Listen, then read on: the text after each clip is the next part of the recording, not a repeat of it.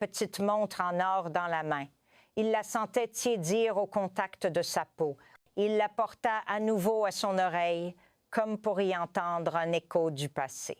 Il ne savait pas encore pourquoi, mais il avait l'intime conviction que cette montre n'était pas arrivée dans sa boutique par hasard. Il sentait qu'en réparant ce petit cœur mécanique, c'est un fragment de sa propre vie, un pan de sa propre mémoire, qu'il allait peu être lui aussi ramené à la lumière.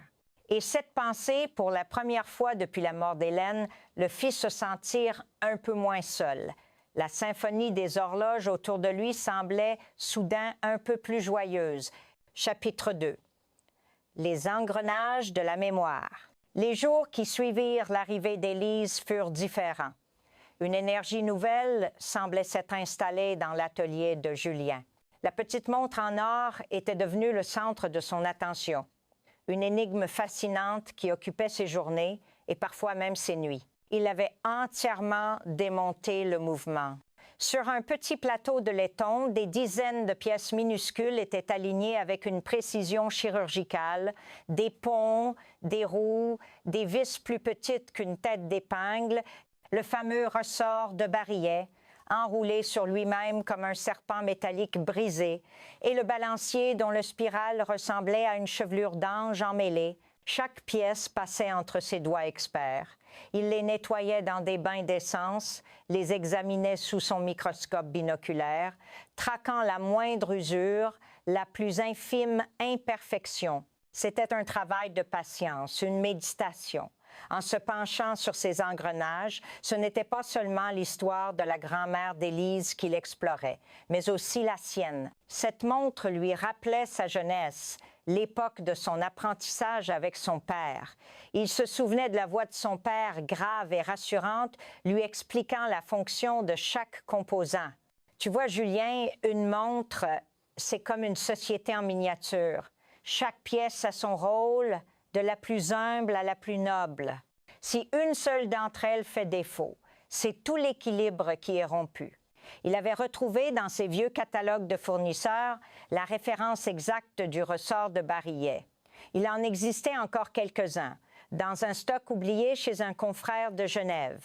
Il avait passé une matinée entière au téléphone, argumentant avec un jeune homme à la voix pressée, qui ne comprenait pas pourquoi quelqu'un s'intéressait à une pièce de musée.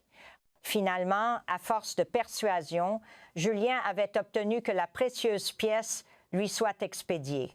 Pendant ce temps, il s'attaquait au nettoyage du balancier. C'était l'opération la plus délicate. Le spiral, ce ressort infiniment fin, était le poumon de la montre. Le moindre choc, la moindre déformation, et le rythme serait perdu à jamais. Avec une aiguille de bois de fusain, il le débarrassait délicatement des huiles séchées et des poussières accumulées au fil des décennies. En travaillant, il pensait à Élise. Il se demandait quelle vie avait eue cette grand-mère, H.G., qui portait une montre d'une telle qualité. Était-elle heureuse? Avait-elle aimé? Les rayures sur le verre étaient-elles les cicatrices d'une vie mouvementée? Chaque objet, pour Julien, était un livre dont il fallait déchiffrer les pages. Une semaine plus tard, jour pour jour, le carillon de la porte retentit. C'était elle. Elle portait la même écharpe colorée, mais son visage semblait moins anxieux. Un léger sourire flottait sur ses lèvres. « Bonjour, Monsieur Julien. »« Bonjour, Elise. Entres. » Elle s'approcha de l'établi et regarda le puzzle de pièces détachées. « Mon Dieu, souffla-t-elle, vous l'avez pulvérisé. » Julien sourit. « Démonter, pas pulvériser. C'est la seule façon de la faire revivre. Je l'ai entièrement nettoyée. J'attends une pièce de Suisse. Elle devrait arriver d'ici quelques jours. » Élise semblait fascinée. « Je peux rester et vous regarder travailler un peu si je ne vous dérange pas. » Julien fut surpris. D'habitude, les clients déposaient leur objet et revenaient le chercher sans poser de questions. L'intérêt sincère de la jeune femme le toucha. « Asseyez-vous, » dit-il en lui montrant le tabouret. Ce jour-là, elle resta 1 heure. Elle ne posait pas de questions, se contentant d'observer en silence. Elle regardait Julien polir le boîtier en or pour effacer les rayures du temps, le regardait huiler un minuscule rubis avec la pointe d'une aiguille. Elle était captivée par la précision de ses gestes, par le calme qui émanait de lui et de l'atelier. Le lendemain, elle revint. Et le jour suivant aussi, c'était devenu un rituel. Elle arrivait en début d'après-midi après son travail. Elle était graphiste freelance, apprit-il, et s'installait dans son coin avec un carnet sur les genoux. Parfois, elle dessinait les outils, les horloges, le profil concentré de Julien. Le silence initial laissa peu à peu place à la conversation. Les sujets étaient d'abord prudents. Le temps qu'il faisait, les nouvelles du quartier, puis, enhardie par la bienveillance du vieil homme, Élise commença à parler d'elle, de sa solitude dans cette grande ville depuis la mort de sa grand-mère qui l'avait élevée, de son travail créatif mais précaire, de son sentiment d'être à la dérive, sans attache. Julien, de son côté, s'ouvrait aussi. Il lui raconta l'histoire de la boutique fondée par son grand-père. Il lui parla de son amour pour la mécanique de précision, de la beauté qu'il trouvait dans un mouvement parfaitement ajusté et, pour la première fois depuis des années, il parla d'Hélène. « Elle disait que je passais plus de temps avec mes montres qu'avec elle », confia-t-il un après-midi, un sourire triste au coin des lèvres. Elle n'avait pas tout à fait tort, mais elle comprenait. Elle savait que c'était plus qu'un métier pour moi. C'est elle qui a eu l'idée de mettre des fleurs. Elle disait que ça ajoutait une touche de vie au milieu de toute cette mécanique. Élise l'écoutait avec une attention profonde. Elle sentait la peine qui persistait, mais aussi l'immense amour. « Ma grand-mère aussi aimait les fleurs », dit-elle doucement. Elle avait un petit balcon rempli de géraniums. Elle s'appelait Hélène, elle aussi. Julien s'arrêta de polir. Il leva la tête et la regarda, les initiales sur la montre, H, G. « Hélène, Gauthier ?» demanda-t-il, la voix soudain rauque. Élise fronça les sourcils. « Oui, comment le savez-vous » Julien ne répondit pas tout de suite. Il se sentait étourdi. Il se leva et se dirigea vers un vieux secrétaire en bois de rose dans un coin de la boutique.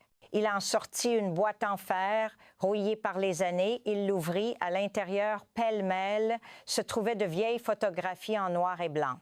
Il en choisit une et revint vers l'établi. Il la tendit à Élise, la main tremblante. La photo montrait un jeune couple assis sur un banc public. Il devait avoir 20 ans. Le jeune homme, beau et rieur, était Julien. La jeune femme, à côté de lui, avait un sourire éclatant et des yeux pétillants de malice. C'était la grand-mère d'Élise, jeune, resplendissante. Élise porta la main à sa bouche. Les larmes lui montèrent aux yeux. « Mais, je ne comprends pas. Vous l'avez connu? » Julien s'assit lourdement. Le passé qu'il croyait enfoui venait de refaire surface avec une force inouïe. « Connu? » répéta-t-il, la voix brisée par l'émotion. « Hélène Gauthier a été mon premier amour. » Il lui raconta leur histoire, leur rencontre lors d'un bal, leur promenade au bord de la Seine, leur rêve de jeunesse. Il lui raconta comment il lui avait offert cette montre, achetée avec ses premières économies d'apprenti horloger. « Et puis, la vie nous a séparés, » conclut-il, le regard perdu dans le lointain. Elle a déménagé en province avec sa famille. On s'est écrit pendant un temps. Et puis, plus rien, j'ai rencontré une autre Hélène, ma femme, et j'ai cru que j'avais oublié. Élise était bouleversée. L'histoire de sa grand-mère, qu'elle croyait connaître, venait de prendre une dimension nouvelle, inattendue. Cette montre n'était pas seulement un objet. C'était le témoin silencieux d'un amour de jeunesse, d'une promesse perdue. « Elle ne m'a jamais parlé de vous, » murmura-t-elle, mais elle a gardé la montre toute sa vie. Elle ne la quittait jamais. Ce jour-là, un nouveau lien se tissa entre le vieil horloger et la jeune femme. Un lien fait de souvenirs partagés, d'émotions retrouvées. La réparation de la montre n'était plus une simple commande. C'était devenu une quête, une mission sacrée pour honorer la mémoire de celle qu'ils avaient, chacun à leur manière tant aimée. Le ressort de barillet arriva de Suisse le lendemain. Julien se remit au travail avec une ferveur renouvelée, mais désormais, il n'était plus seul. Élise était là, à ses côtés, suivant chaque étape, apprenant les gestes, écoutant les histoires.